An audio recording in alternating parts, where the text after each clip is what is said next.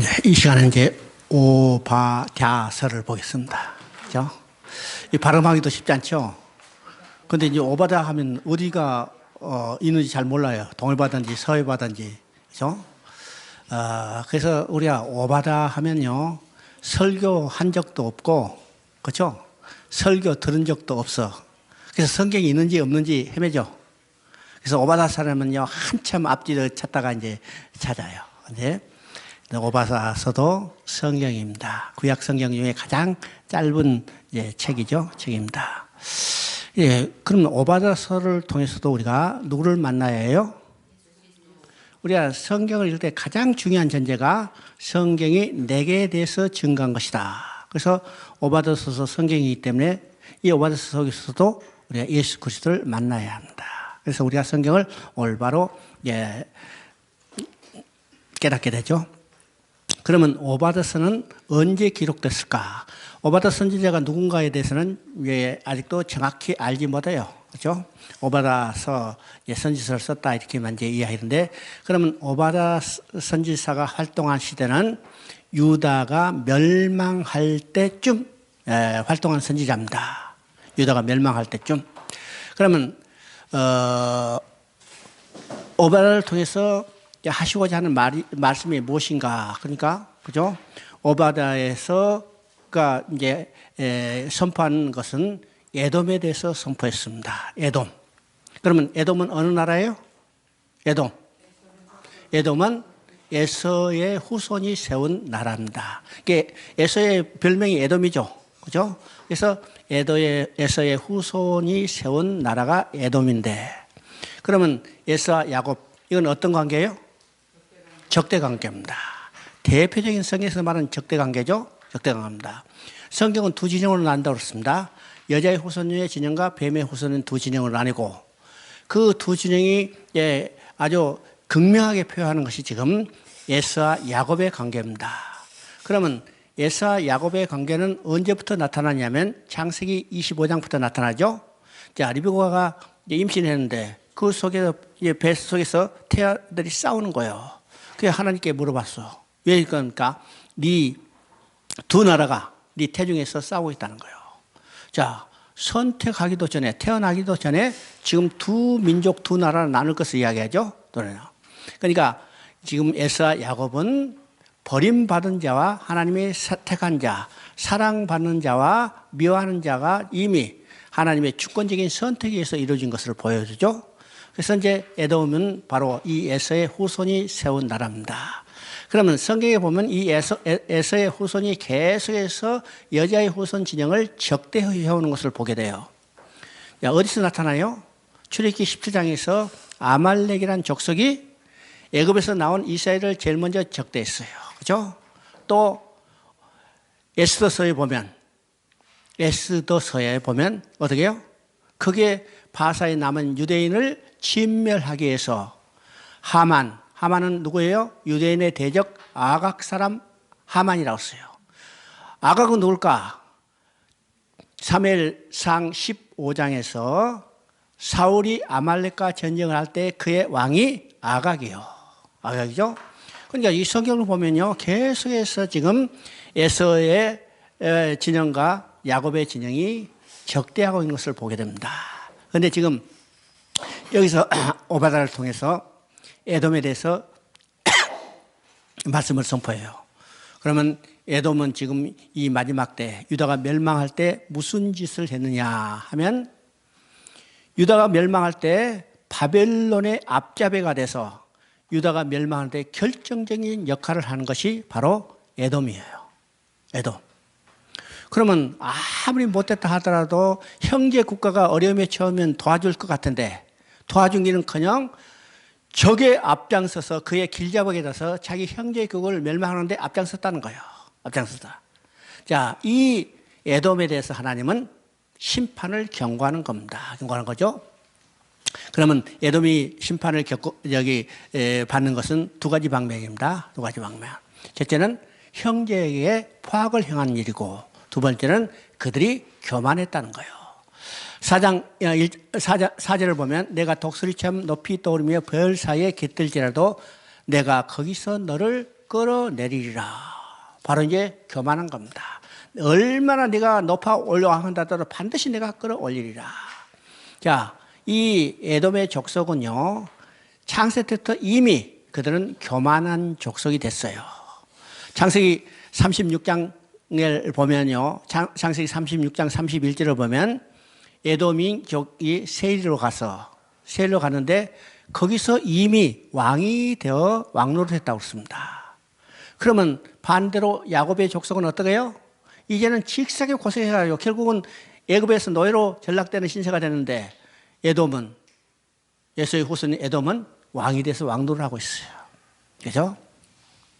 그 다음에 10절을 보면 내가 내 형제 야곱에게 행한 포악으로 말미암아 부끄러움을 당하고 영원히 멸절되리라. 형제에게 한 포악 때문에 그렇죠?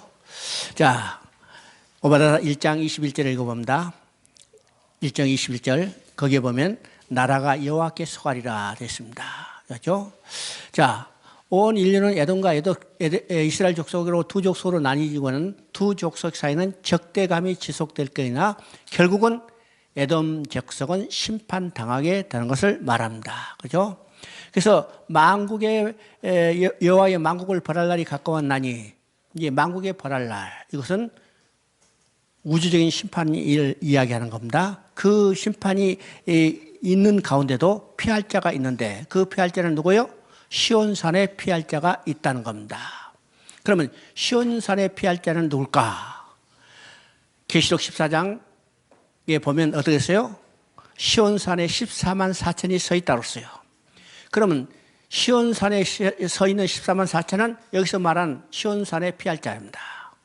그러면 시온산에 서 있는 14만 4천은 어떤 사람들이요? 이마에 하나님의 인을 받은 자들입니다. 그죠? 이마에 하나님의 인을 받은 자는 누굴까요?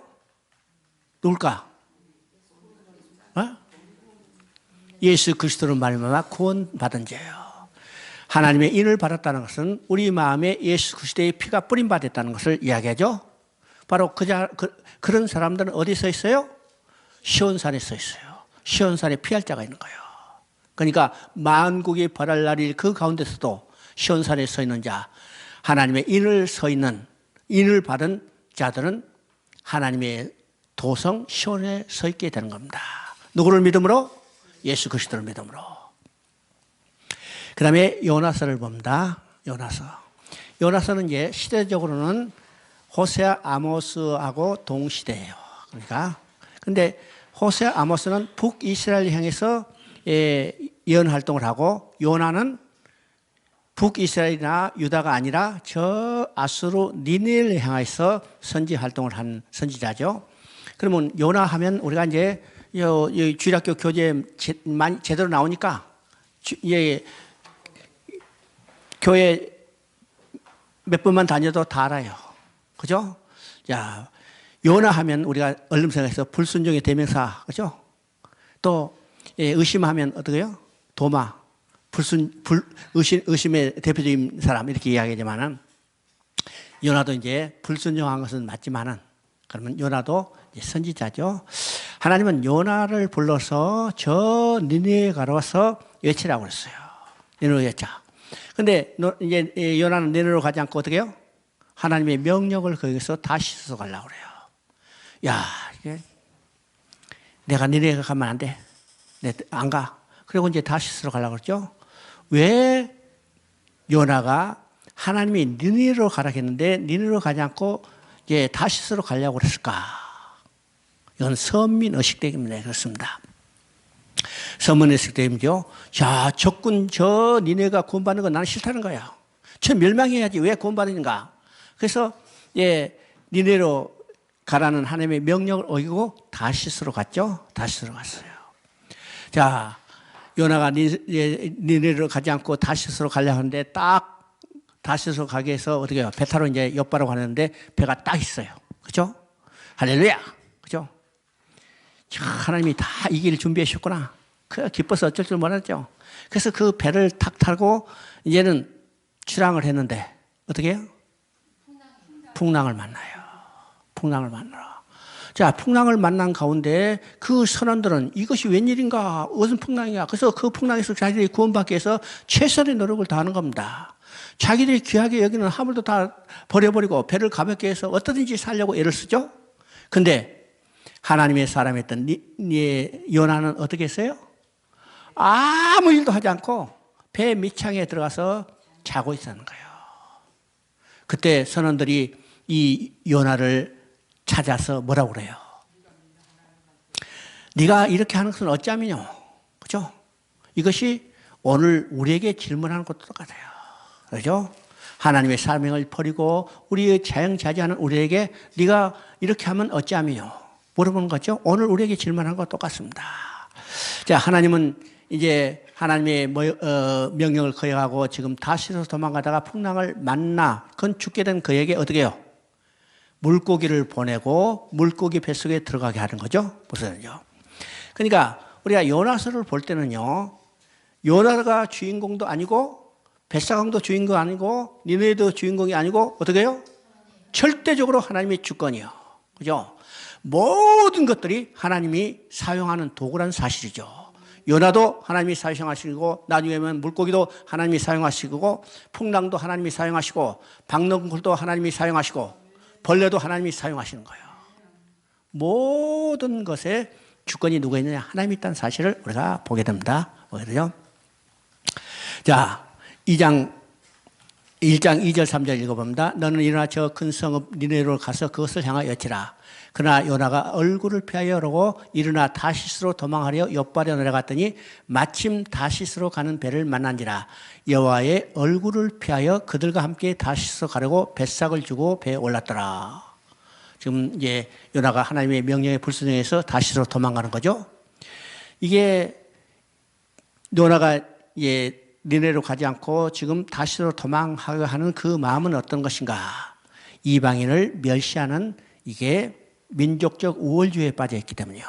또 적국인 아수르가 구원받는 것이 싫어서 외치지 않은 거죠. 지금 유대인의 민족적 우월성은 얼마나 심한가? 오늘까지도 그렇죠. 오늘 유대인의 민족적 우월성.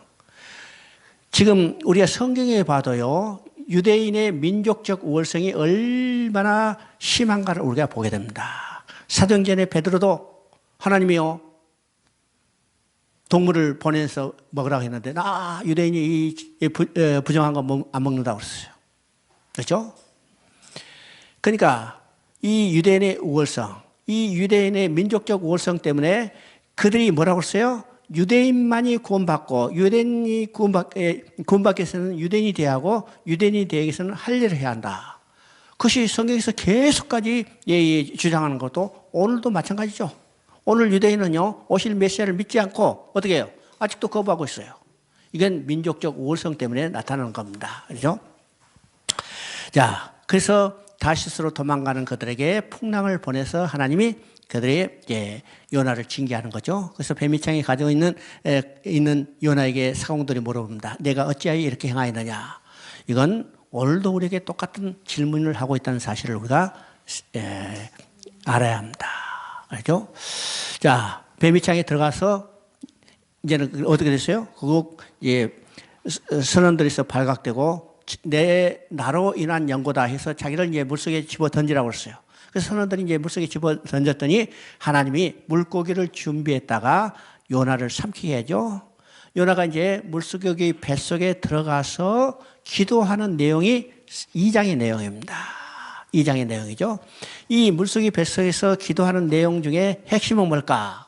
이것이 9절입니다. 9절. 2장 9절 한번 읽어봅니다. 나는 감사하는 목소리로 주께 제사를 드리며 나의 손을 주께 갖겠나이다. 구원은 여호와께 속하였나니. 자, 구원은 여호와께 속하였단 말이에요. 이게 하나님의 절대적인 주권, 하나님의 주권을 인정하는 겁니다. 그죠? 자, 요나서 3장 8절부터 9절까지 한번 10절까지 한번 읽어봅니다. 요나서 3장 8절부터 10절까지. 사람이든지 짐승이든지 다 굵은 배를 입을 것이요 힘써 여호와께 부르짖을 것이며 각기 악한 길과 손으로 행한 강포에서 떠날 것이라. 하나님이 뜻을 돌이키고 그 진로를 그치사 우리가 멸망하지 않게 하시라. 그렇지 않을 줄을 누가 알겠느냐 한지라. 하나님이 그들이 행한 것 곧 그 악한 길에서 돌이켜 떠난 것을 보시고 뜻을 돌이키사 그들에게 내리라 말씀하신 재앙을 내리지 아니하시리라. 자, 지금 요나를 통해서 지금 선포하는 소리를 들은 아수르 왕인가 그 백성들이 행한 거죠. 그들이 다 회개하고 돌아왔어요. 혹시 우리가 회개하고 돌아가면 하나님이 우리를 용서해 주고 구원해 주시지 않겠는가 하고 지금 회개하는 내용입니다. 회개하는 내용이죠. 자, 결국은요, 니느웨는 어떻게 했어요?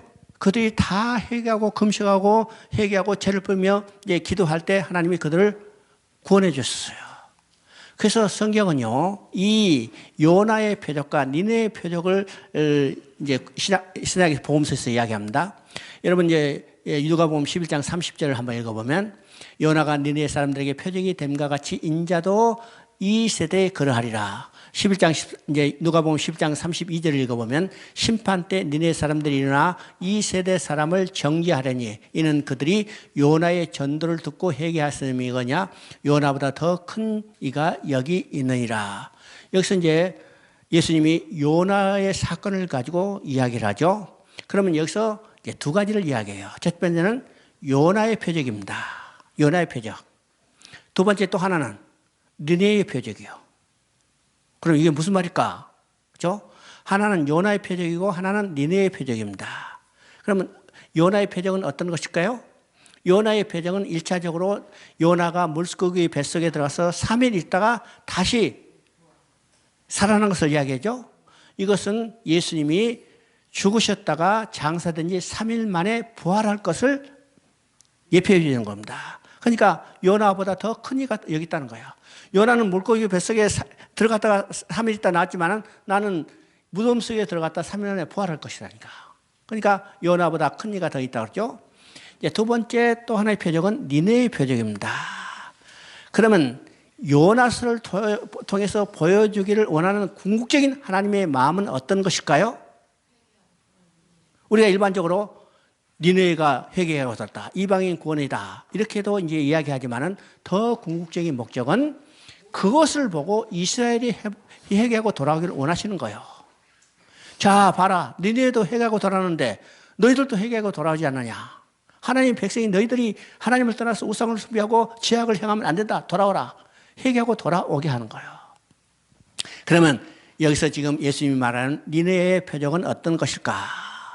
니느웨가 요나의 선포를 듣고 회개하고 돌아왔어요. 그죠? 회개하고 돌아왔다면 오늘 우리도 어떻게 해요? 하나님의 말씀을 듣고 회개하고 돌아와요. 니네가 회개하고 돌아왔지 않느냐? 너희도 회개하고 돌아오는 겁니다. 바로 요나서의 아주 중요한 것은 바로 니네가 회개하고 돌아온 것처럼 이스라엘 너희도 돌아오라. 아니 오늘 우리도 돌아오라고 주시는 메시지라는 사실을 우리가 깨닫게 되는 겁니다. 깨닫게 되는 거죠. 자, 미가서를 봅니다. 이제 미가서는 시대적으로 어느 시대인가? 미가서는 시대적으로 이사야 선지자하고 비슷한 시대예요. 근데 이사야 선지자보다 조금 이제 몇 년 이제 뒤에 활동한 선지자인데, 그는 시대적으로 거의 같은 내용입니다. 같은 시대예요. 그래서 이제 이 선포하는 내용들이 비슷한 패턴을 가지고 있습니다. 비슷한 패턴을 가지고. 그러면 이제 미가가 활동한 시대는 어떤 때냐면 아수르가 지금 이제 나라의 체제를 다 갖추고 어떻게 해요? 북이스라엘도 완전히 멸망시키고 남유다까지 다 지져 씹어삼키기 위해서 계속해서 이제 남진 정책을 펴고 있은 이때입니다. 이때죠. 이때 하나님은 이사야 선지자를 불러 뿐만 아니라 미가 선지자를 또 불러서 그 백성들이 회개하고 돌아오기를 촉구하는 내용이 미가서의 내용입니다. 미가서의 내용이죠. 자, 미가서 1장 8절 9절 한번 읽어봅니다. 미가서 1장 8절 9절. 이러므로 내가 애통하며 애곡하며 벌거벗은 몸으로 행하며 들깨같이 애곡하고 타조같이 애통하리니 이는 그 상처는 고칠 수 없고 그것이 유다까지도 이르고 내 백성의 성문 곧 예루살렘에도 미쳤습니다. 여기서 벌거벗은 몸으로 행하며 그렇죠? 이것은 극도로 슬픔을 나타내는 거예요. 극도로 슬픔을 나죠. 뿐만 아니라 유다가 이런 모습으로 멸망하고 포로로 끌려갈 것을 계시하는 겁니다. 그죠? 근데 문제는 뭐냐? 상처는 고칠 수 없고, 그죠? 죄를 책망하고 심판을 경고해서 아무리 소용이 없다는 거예요. 그들이 고칠 수 없다는 거예요. 문제는 죄 허물이죠. 그러면 이 상처를 고칠 수 없다. 죄 허물을 어떻게 해결할 수 없다. 그러면 어떻게 해결할 수 있을까? 이것이 미가서의 핵심입니다. 그러면 상처를 고칠 수 없다. 죄 허물의 문제를 어떻게 해결했는가? 이게 미가서 7장 18절 19절에 나옵니다. 미가서 7장 18절 19절을 한번 읽어봅니다. 주께서는 그 죄악과 그 기업의 남은 자의 허물을 사유하시며 인의를 기뻐하심으로 진노를 오래 품지 아니하시나이다. 다시는 우리를 불쌍히 여기셔서 우리의 죄악을 발로 밟으시고 우리의 모든 죄를 깊은 바다에 던지시리라. 주께서 옛적에 우리 조상들에게 맹세하신 대로 야곱에게 성실을 베푸시며 아브라함에게 인애를 더하시리라. 자, 상처를 고칠 수 없어. 죄 허물의 문제를 해결할 수 없어. 그럼 어떻게 해결할까? 여기서 지금 말씀하신 대로 우리의 죄악을 발로 밟으시며 깊은 바다에 던지시니라고 했어요. 그러면 구약에서 하나님께서 우리의 죄를 처리하는 상징적인 방법이 세 가지가 있다고 그랬습니다. 첫째는 어떤 것이라고 했어요? 첫째는 레위기에 나온 것처럼 아사셀 염소입니다. 아사셀 염소. 우리의 죄를 아사셀 염소에게 다 전가시키고 이 아사셀 염소를 정해진 사람이 끌고 가서 먼 광야로 보내서 다시 돌아오지 못하고 죽게 되는 거죠. 이것이 시편 103편 12절에 나온 것처럼 여호와께서 우리의 죄악을 동이서에서 먼 것처럼 옮기신나이다. 그러면 이 아사셀 염소는 누구를 예표해요? 우리의 죄를 짊어지고 가실 예수 그리스도예요. 그래서 요한복음 1장 29절에 세례 요한이 요단강에 나오시는 예수님을 보고 말씀하시죠. 보라, 세상 죄를 지고 가는 하나님의 어린 양이로다. 두 번째 상징적인 방법은 이사야 38장 17절에 나온다습니다. 이사야 38장 17절은 여호와께서 우리의 죄를 자기의 등 뒤로 옮기셨나이다. 우리의 죄를 우리의 등 뒤로 옮기신 게 아니라 우리의 죄를 하나님 자신의 등 뒤로 옮기셨다는 거예요. 그러면 우리의 죄를 영원히 보지시 않겠다는 거죠. 않겠다는 거예요. 세 번째는 우리의 죄를 발로 밟으시고 깊은 바다에 던지시겠다 했습니다. 여러분, 깊은 바다에 던진다면 찾을 수 있겠어요? 찾을 수 없겠어요? 중국에서 이야기하니까 찾을 수 있대. 그게 어떻게 찾냐 했더니 잠수함 타면 찾는다 그랬어요. 내가 그랬어요. 야, 몇 년 전에 말레이시아 항공 380이 바다에 떨어졌는데 찾았냐 찾지 못했냐 하니까 못 찾았대. 지금도 못 찾았어요. 지금도 못 찾았어. 21세기 지금 최첨단 과학 문명 시대도 그거 못 찾았어. 그러면 이사야 선지자가 쓸 때는 잠수함이 있었어요? 없었어요? 없었잖아요. 이게 상징적인 방법입니다. 우리의 죄를 찾지 않겠다는 거예요. 찾아요. 무엇에 근거해서? 여기 나오죠. 우리 조상들에게 맹세하신 대로 야곱에게 성실을 베푸시며 아브라함에게 인애를 더하시리라. 우리의 죄를 찾는 게 아니라 하나님이 그 죄를 처리하시고 우리의 약속대로 우리 하나님이 영원한 하나님의 처소로 우리를 돌아오게 하시겠다는 거예요. 누구를 통해서? 예수 그리스도를 통해서요. 그죠? 여기에 소망이 있는 겁니다. 소망이 있는 거죠. 미가의 선지자는요, 당시에 이제 주로 지도 계급을 향해서 외쳤어요. 이게 내용을 보면요, 아모스 선지자하고 비슷한 모습이 있죠. 그러면요, 3장 11절 한번 읽어봅니다. 3장 11절.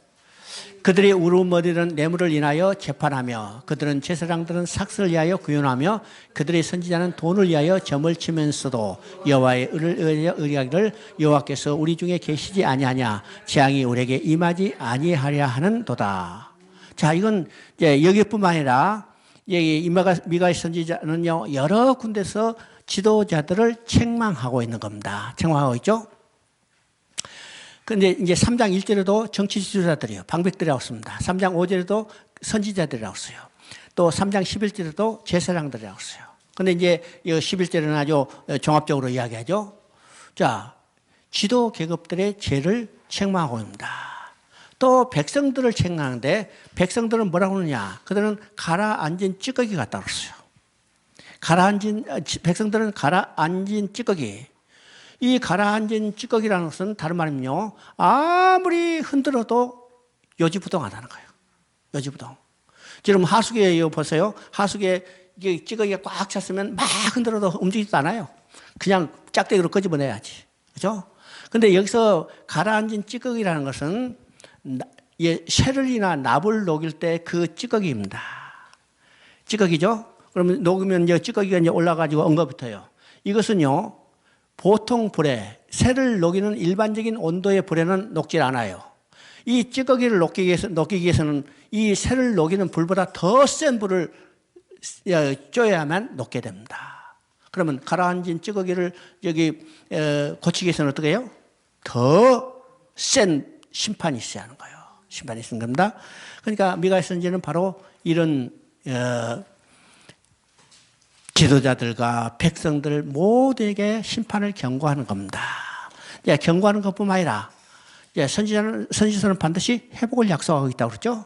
그래서 미가에서 핵심적인 글은 5장 2절에 나와 있습니다. 5장 2절 한번 봅니다. 베들레헴 유다 족속의 작은 이라도 이스라엘은 다스릴 자가 내게 나올 것이다. 그는 근본 상고에 영원히 있느니라. 지금 메시아가 오시겠다는 것을 예언하고 있습니다. 그러면 베들레헴 유다 족속의 작을지라도 이스라엘을 다스릴 자가 내게로 나올 것이다. 그죠? 자, 왕과 제사장 선지자의 사명을 한 몸에 지닌 통치자가 나올 것이라는 겁니다. 지금 앞서서 제사장과 방백들과 선지자들을 책망했죠? 그러면 여기서 지금 베들레헴 에블라에서 메시아가 나오는 겁니다. 메시아는 곧 누구예요? 기름 부음 받은 자인데 그 기름 부음 받은 자는 누구입니까? 첫째는 왕이요. 두 번째는 선지자요. 세 번째는 제사장이요. 그러면 구약 시대는요, 이 메시아가 세 종류의 메시아가 있었고 또 여러 사람이 메시아 사명을 감당했어요. 그죠? 제사장도 여럿이 있었어. 아론이 첫 번째 제사장으로 기름 부음 받았는데 아론이 죽으면 그 아들들이 기름 부음 받아서 제사장 노릇 했죠? 또 왕들도 기름을 받았어요. 우리가 사울도 기름 받았고, 그 다음에 다윗도 기름 받았고, 그 다음에 이제 기름 부음 기록은 없지만은 그 다음에 왕들도 다 기름 부음 받았어요. 그 다음에 선지자도 기름 부음 받았죠? 자, 우리 공식적인 선지자를 사무엘이라 한다면 사무엘도 기름 부음 받았고, 그 후에 엘리야도 기름 부음 받고, 엘리사도 기름 부음 받았고, 자, 바로 이 세 종류의 기름 부음 받은 자가 있었고 또 많은 사람이 있었는데 이 세 종류의 메시아 또 많은 사람이 있었지만 이 사명을 감당한 사람은 아무도 없어요. 아무도 없죠? 자, 그러면 선지자가 무슨 일을 해요? 백성의 죄를 책망하고 회개를 촉구하는 거예요. 돌아오게 하죠? 아무리 많은 선지자를 보냈지만 그들이 회개하고 돌아왔어요? 돌아오지 않고 멸망받았어요.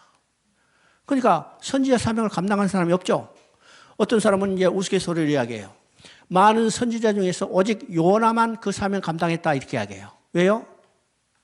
왜? 요나는 니네가 선포했더니 니네가 해가고 돌아왔잖아요. 근데 니네도 결국 멸망하고 말았죠. 또 제사장은 어떤 사명이에요? 제사장은 백성들을 하나님 앞으로 나아가게 해요. 이게 제사장의 사명입니다. 그래서 구약의 제사장은 짐승의 피를 가지고 속죄소에서 뿌리고 백성의 죄를 사함받게 하고 하나님을 만나러 가는 길을 열어줬어요.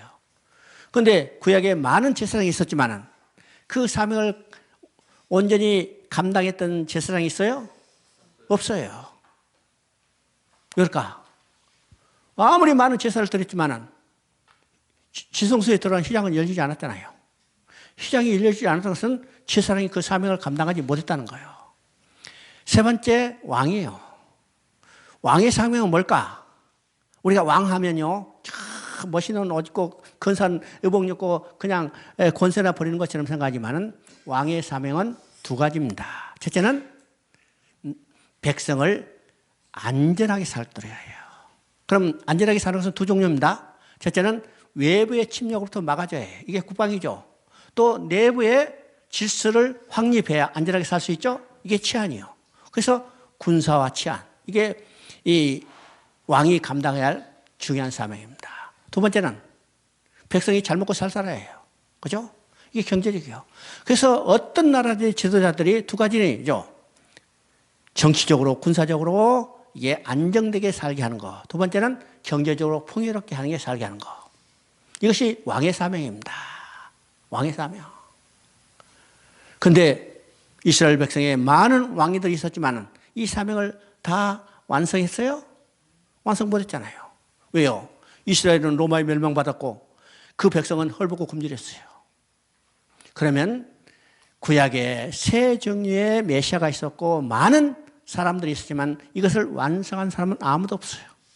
그런데 베들레헴의 에브라에 태어난 한 사람, 이분은 누구요? 이 세 직책을 동시에 가지고 있고 이 사명을 완전히 감당했어요. 예수님은 메시아로 오셨어요. 선지자였죠? 선지자로서 백성의 회개를 촉구하는 겁니다. 제사장이었죠? 자기 자신을 제물로 드려서 백성들을 하나님 앞에 나아가게 하는 일이었어요. 그래서 예수님이 십자가에서 다 이뤘다고 선언하는 순간에 어떻게 했어요?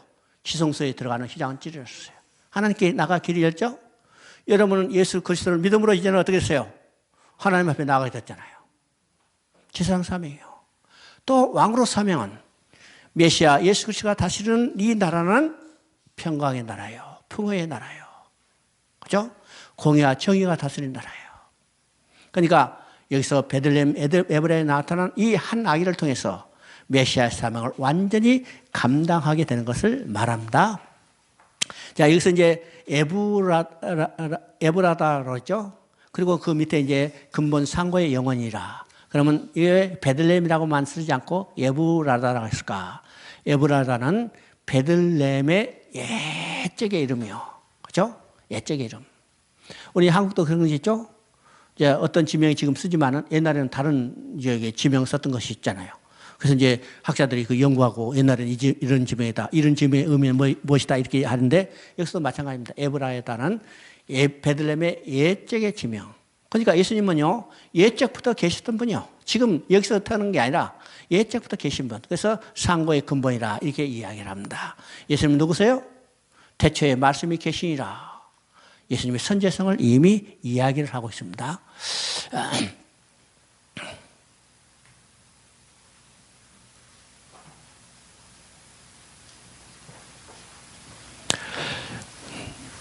자, 미가서 6장 8절 한번 읽어봅니다. 미가서 6장 8절 여호와께서 내게 구하시는 것이 오직 정의를 행하며 인자를 사랑하며 겸손히 하나님께 행하는 것이 아니라 바로 이것은 정의와 공의가 다스리는 나라는 어떤 나라예요? 메시아가 통치하는 나라입니다. 뿐만 아니라 이 땅도 공의와 정의가 다스려지는 나라예요. 하나님이 이 땅에 이루어지는 나라가 정의와 공의로 다스려지는 나라가 되기를 원하시고 또 어떻게 해요? 그것을 통해서 하나님의 통치가 이루어지기를 원하는데 이 땅에 세워진 나라들은 어떤 것이요? 공의와 정의가 생겨지는 게 아니라 오히려 핍박과 착취와 폭행이 시행되죠.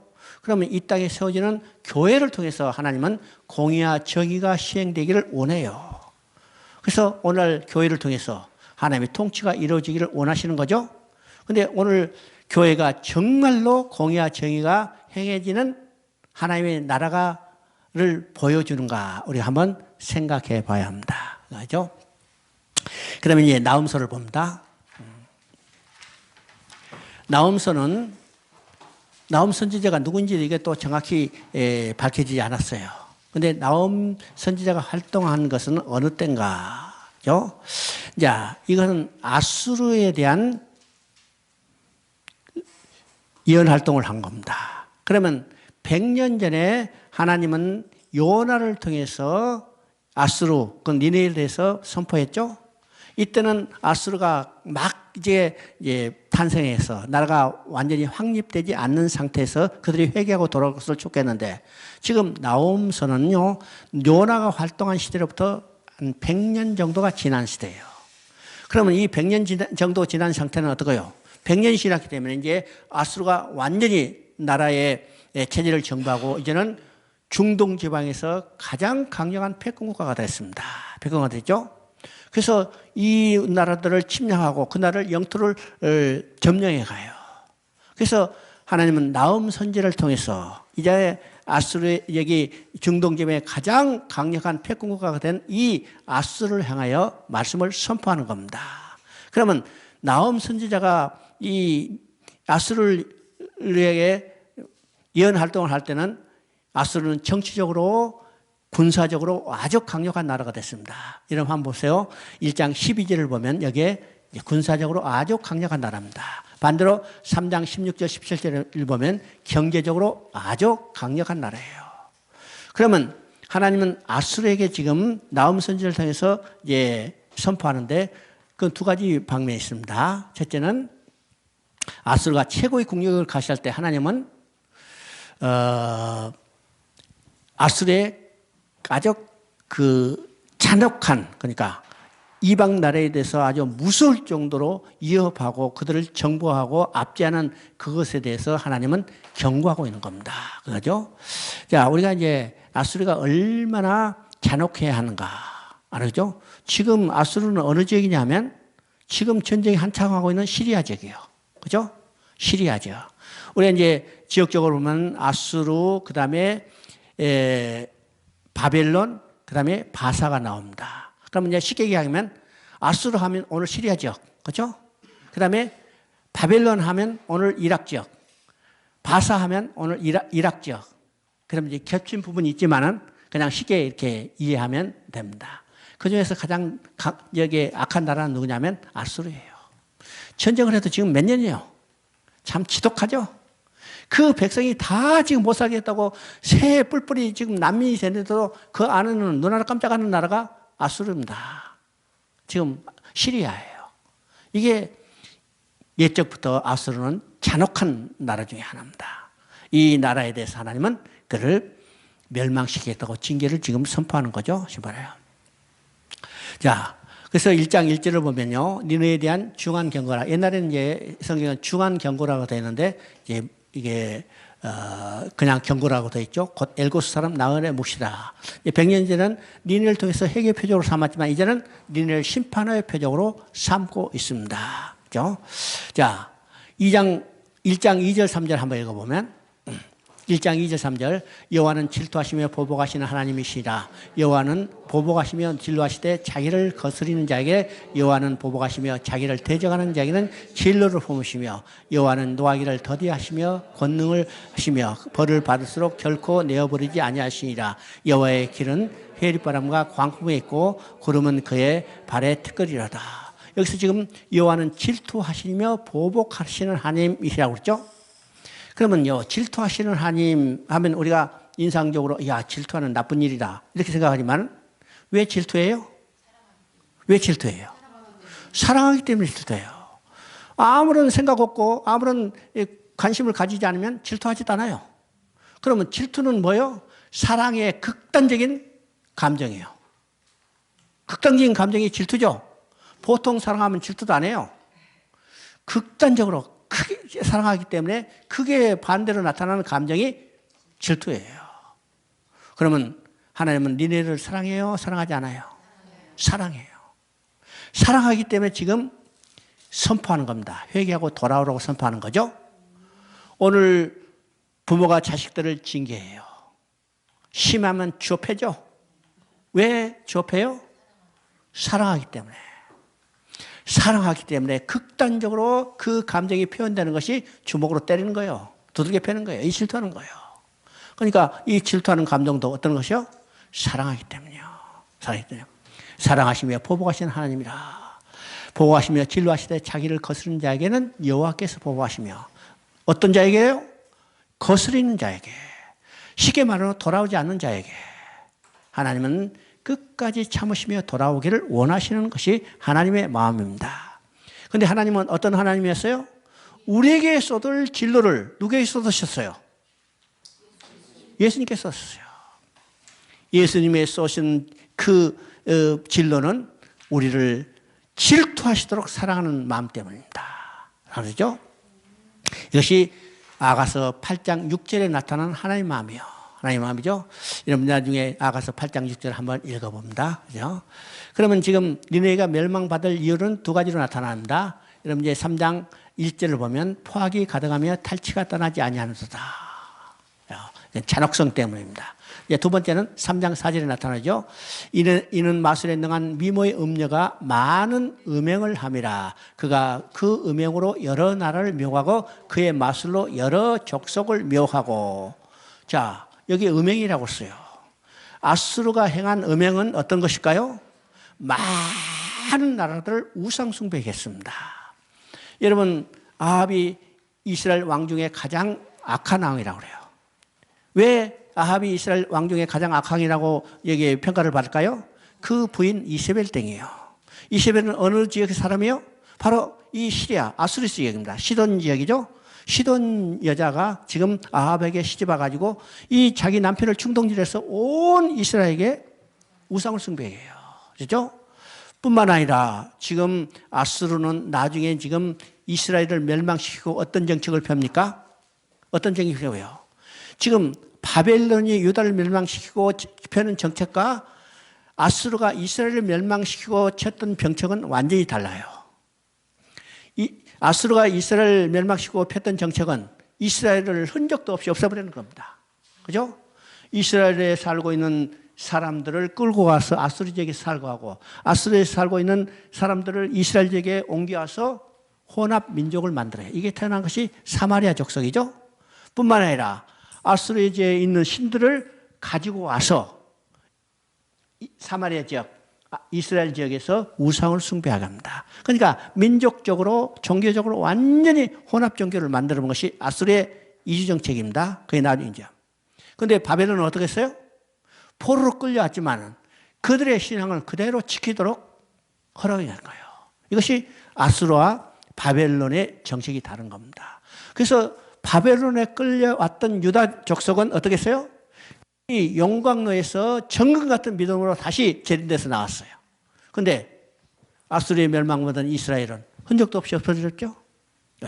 그러니까 아수르의 행한 정책은 그들의 탈취가 가득하며 아주 포악한 거고 두 번째는 그들의 음행이에요. 그래서 아수르는 멸망받을 수밖에 없다는 거죠. 그런데 이 나홈에게도 복된 소식이 있어요. 그 복된 소식은 어떠신가? 1장 15절을 봅니다. 1장 15절 볼지어다 아름다운 소식을 알리고 화평을 전한 자는 발이 산에 있도다. 이건 1차적으로 유대에 대한 위로의 말이지만 궁극적으로 그리스도로 말미암은 복음 시대가 열릴 것을 계시한 것입니다. 그래서 나홈서를 통해서 하나님은 심판이 주가 아니라 구원의 주가 되심을 우리가 더 생각해 봐야 합니다. 자, 그 다음에 하박국서를 한번 봅니다. 하박국서. 하박국 선지자가 활동한 시대는 이게 복잡한 시대예요. 어느 시대일까? 이건 마지막에 종교 계획을 일으켰던 요시야 왕이 죽던 때로부터 이제 부름받아서 활동한 시대입니다. 어떠죠? 선지자죠? 그러면 요시야 왕은 어떤 왕이었어요? 자기 아버지가 아몬이고 그 할아버지가 므낫세고 그 중조부가 히스기야예요. 그러면 히스기야는 유다에서 종교 개혁을 일으켰던 아주 선한 왕의 한 사람인데 그 아들은요 므낫세죠.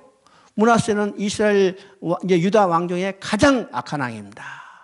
성경은 말합니다. 므낫세의 악행으로 인해서 결국은 유다가 멸망하게 됐다. 물론요. 이 이스라엘이 멸망하게 된 근본적인 원인을 제공한 왕은 누구냐? 누구라고 그랬어요? 누구? 솔로몬이라고 그랬죠. 이스라엘을 멸망하게 한 근본적인 원인을 제공한 왕은 다른 왕이 아니라 솔로몬이요. 솔로몬이 이방 여자 결혼하고 이방의 많은 여자들을 후궁과 첩으로 맞이해서 그들이 섬기는 우상을 그대로 섬기하고 솔로몬 자신이 적극적으로 우상을 섬기하지 하나님이 그를 쓸어버리는 거예요. 그러나 다윗에게 한 언약 때문에 한 지파를 남겨뒀어요. 그래서 결국 나라가 둘로 멸망되고 이 우상 숭배가 화근이 돼서 결국은 그들을 본 이 나라들은 우상 숭배의 나라가 돼버렸죠. 그래서 근본적인 원인을 제공한 왕은 솔로몬이고 결정적인 원인을 제공한 왕인 누굴까? 므낫세예요. 므낫세입니다. 자, 므낫세가 아들이 아몬인데 아몬이요 또 아버지를 본을 따서 그대로 이제 2년 동안 통치하면서도 그냥 악행을 해요. 자, 그것을 본 요시아가 이제는 안 되겠다. 그래서 종교국을 일으킵니다. 이 종교국을 일으키는데 불행하게도 609년에 무기토 전투에서 죽고 말죠. 학자들은 이야기합니다. 요시아가 종교국을 아무리 일으킨다 하더라도 이제는 시기적으로는 너무 늦었다. 그래서 결국 성공할 수 없기 때문에 하나님은 요시아를 전쟁에 가서 전사하게 만들고 오라. 야, 어떻든지 간에 하여튼 요시아가 죽고 나서 그 후에 한 20년 정도 되는 세월에 왕이 계속해서 바뀌죠. 바뀌고 나라는 극도의 혼란에 빠지고 사회 정의가 시행되지 않고 부정부패가 많이 하고 우상숭배가 행해한 이 시대, 저 하박국 선지자를 이제 하나님이 부르셨어요. 이제 하박국에서 천마대는 뭘까요? 자, 이 하박국이 그 시대의 상을 보니까 하나님이 왜 이 혼란한 시대를 그냥 보고 계실까? 마음이 답답한 거예요. 그래서 첫 번째 하박국이 질문하는 겁니다. 여러분, 하박국은 다른 선지자하고 틀리 하나님께 질문하고 답변하는 형식으로 이 선지서가 기록되어 있습니다. 그러면 첫 번째 질문은 어떤 것일까요? 6장 1장 2절 읽어봅니다. 여호와께서 내가 부르짖어도 주께서 듣지 아니하시니까 어느 때까지 내가 강포로 말미암아 외쳐도 주께서 구원하지 아니하실까? 지금 우상을 숭배하고 악을 행하고 극도로 사회가 지금 비참한 상태에 있는 이 상황을 보고 하박국은 답답해서 하나님께 부르짖어요. 왜 하나님 이게 그냥 보고 계십니까? 오늘 우리에게 질문한 거죠. 여러분 가끔마다 이제 우스갯소리로 이야기하지만은 그냥 개별적으로 이야기하지만은 이 사회를 보고 야 하나님 왜 가만히 계실까? 이게 누구의 마음이었냐면 꼭 하박국 선지자의 마음이에요. 왜 악이 행하는 이 시대를 보고 하나님이 그냥 보고 계십니까? 그때 하나님 뭐라고 말씀하세요? 6절에 나옵니다. 보라 내가 사납고 성급한 백성 곧 땅이 넓은 곳으로 다니며 자기의 소유가 아닌 것처럼 쓰러드는 갈대아 사람을 일으켜나니. 자, 하박국의 지금 호소에 하나님이 무슨 일을 했어요? 갈대아를 일으켜서 지금 유다를 침공하는 겁니다. 유다를 침공하죠? 야, 하박국이 이것을 보고 더 깜짝 놀라는 거예요. 아니, 이 나라를 참 하나님이 정화시켜달라고 그러는데 유다보다 더 악한 나라 갈대아를 일으켜서 유다를 지금 침공하니까 깜짝 놀라죠? 그래서 두 번째 질문이요. 13절에 봅니다. 13절 주께서는 눈이 정결하심으로 악을 참아보지 못하시며 폐역을 참아보지 못하시거늘 어찌하여 거짓된 자들을 방관하시며 악인이 자기보다 의로운 사람을 삼키는데도 잠잠하시나이까. 아니 지금 유다를 정화시켜달라는데 그보다 더 악한 갈대아를 일으켜서 유다를 침공하는 게 이게 도대체 어떤 일입니까? 이 말이에요. 그렇죠? 이 질문과 답은요 오늘 우리가 겪는 상황과 많이 유사할 때도 있어요. 우리가 어떤 기도할 때요, 그죠? 이 안 풀리고 참 답답해서 하나님께 기도해서 하나님 그 문제를 해결하려고 했는데 어떻게 해요? 더 힘든 일에 빠져가는 경우도 있어요. 있어요, 없어요? 있어요. 내가 사업할 때 자금이 어려서 이 자금요 머릿속에서 펑 터지게 해서 해결해 주셔야 했더니 어떻게 하나님이 알았다. 돈 걱정하지 마라. 그래가지고 완전히 부도나게 해서 싹 쳐버리잖아요. 그죠? 그거 되게 답답하잖아요. 답답해. 오늘 우리가 당하는 상황과 유사할 때가 많이 있습니다. 맞죠? 자, 이 하박국은 이 답답한 심정을 가지고 하나님께 호소해요. 어찌하여 더 악한 자를 일으켜서 이 선한 자를 심판하십니까? 징계하십니까? 그때 하나님 뭐라고 말씀하십니까? 2장 2절부터 4절까지 나옵니다. 자, 거기 보니까 묵시는 정한 때가 있나니 그 종말이 속히 오겠고 결코 거짓되지 아니하리니 비록 더딜지라도 기다리라. 지체되지 않고 반드시 응하리라. 보라 그 마음은 교만하며 그의 속에 정직하지 못하리라. 그러나 의인은 믿음으로 말미암아 그의 믿음으로 살리라. 이게 중요한 의미 있습니다. 묵시는 정한 때가 있나니 그 종말이 속히 오겠고, 이 묵시를 다른 말로 말하면요 하나님의 예언의 말씀이에요. 그렇죠? 약속의 말씀이요. 이 약속의 말씀, 예언의 말씀은 정한 때가 있나니. 우리는요, 우리가 원하는 때 우리가 원하는 때 우리 원하는 것이 이루어지기를 원하죠. 대부분이 우리 기도예요. 우리가 원하는 때 우리가 원하는 것이 이루어지도록 기도하지만은 하나님의 약속은 하나님의 정한 때가 있다는 거예요. 이게 약속이라는 말 속에 근본적으로 들어있는 개념입니다. 우리는 약속을 믿는 믿음이죠. 그러니까 하나님의 약속이라는 것은 정한 때가 있다는 거예요. 하나님이 내게 주셨죠. 내가 하나님께 약속한 게 아니라 하나님이 내게 약속했기 때문에 그 약속이 이루어지기 위해서는 하나님이 정한 때가 있다는 거예요. 정한 때가 있나니 그 종말이 속히 있고 이 종말이 속히 오고 나서는 반드시 그것은 하나님이 정한 때 하나님이 이루시겠다는 거예요. 반드시 여기 속히 이게 이루고 있다는 것은 다른 말로 말하면 빨리 이루어진다는 의미보다도 반드시 이루어진다는 이 의미가 더 강합니다. 반드시 이루어져요. 반드시 이루어져. 그래서 거짓되고 아니라 비록 더딜지라도 기다리라. 우리 생각에는 더딜죠. 빨리 이루어지지 않습니까?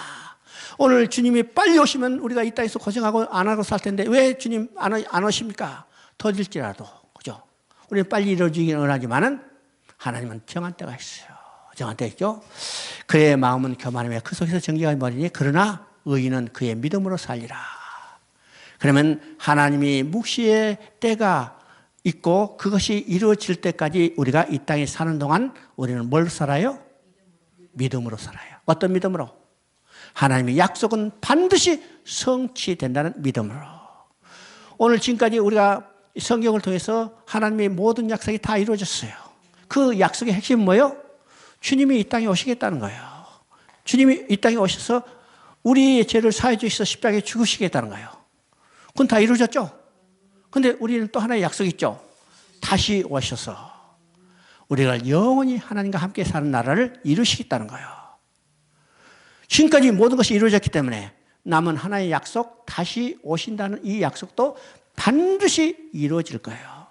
종말은 속히 이루어지겠고 정한 때가 있어요. 우리가 원하는 때가 아닙니다. 하나님 정한 때가 있어요. 예수님도 때가 참에 이 땅에 육신을 입고 오셨듯이 예수님도 재림도 때가 차면 이 땅에 반드시 오시래요. 그러면 그때까지 우리는 어떻게 살아요? 믿음으로. 하나님의 약속이 반드시 이루어진다는 믿음으로 살아요.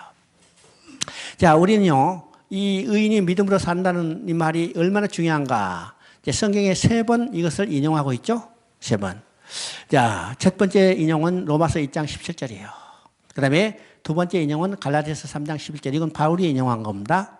근데 바울이 인용할 때는 우리가 구원은 믿음으로 받는다는 것을 강조할 때 의인은 그 믿음으로 살리라. 이것을 인용했어요. 근데 또 한 번의 인용이 있는데 이것은 히브리서 10장 38절입니다. 근데 히브리서 10장 38절에는 믿음으로 어렵게 된다. 그 믿음으로 산다는 개념은 가장 하박국서에 사용된 이 의미하고 비슷해요. 비슷하죠? 그러면 하박국서에 나온 것과 히브리서에 나오는 이 개념은 그야말로 하나님의 약속이 반드시 이루어질 것을 믿고 하나님의 때, 하나님의 정한 방법을 하나님이 이루신다는 이 사실을 믿고 지금 오늘 이 땅에 우리가 그 믿음으로 살아가는 거예요. 그렇죠? 오늘 우리는 어떤 삶이요? 하나님의 약속이 하나님 반드시 이룬다는 것을 믿음으로 사는 거예요. 믿음으로 말이죠? 자, 하박국에도 소망의 말이 있어요. 물론 이제 하박국 우리가 잘 아는 바와 같이 3장 17절 18절뿐만 아니라 그 안에도 소망의 말이 있습니다. 우리가 이제 2장에서 보면 소망의 말이 3번 반복되는데 여러분 한번 보십니다. 2장 4절 의인은 그의 믿음으로 말미암아 살리라. 이게 첫 번째 소망의 말이고 두 번째는 2장 14절 한번 봅니다. 여러분 찾아보세요. 한번. 이는 물이 바다를 덮은 것 같이 여호와의 영광을 인정하는 것이 세상에 가득하니라. 우리가 이건 이제 복음성가에도 많이 나와요. 근데 물이 바다를 덮은 것 같이 여호와의 영광을 인정하는 세상에 가득하면라. 이 땅에 하나님 나라가 이루어질 것을 우리는 소망하고 사는 거죠. 이제 세 번째 소망은요. 2장 20절이요. 오직 여호와에서는 성전에 계시니 온 땅이 그 앞에 잠잠할지라. 여호와는 그 성전에 계시니 온 땅이 그 앞에서 잠잠할지라. 이것은 하나님의 주권을 인정하는 거야. 하나님의 통치가 완전히 이루어지는 것을 소망하며 사는 것을 이야기합니다. 자, 그 다음에 우리가 이제 잘 아는 바와 같이 하박국서 3장 17절 18절입니다. 3장 17절 18절을 한번 읽어봅니다. 비록 무화과 나무가 무성하지 못하며 포도나무가 열매가 없으며 감람나무에 소출이 없으며 밭에 먹을 것이 없으며 우리의 양이 없으며 외양간에 소가 없을지라도 나는 여호와로 말미암아 즐거하며 나의 구원의 하나님으로 말미암아 기뻐하리라. 하박국서는요, 부르짖음으로 시작했지만은 결국은 뭘로 끝나요? 찬양으로 끝나요. 무엇을 깨달았기 때문에? 하나님의 주권을 깨달았기 때문에요. 그죠? 주권을 깨달았기 때문에. 그리고 이 주권을 깨달은 사람은 그 사는 삶이 어떤 것인가? 오직 그의 믿음으로 살게 되는 거죠. 믿음으로 살게 해요.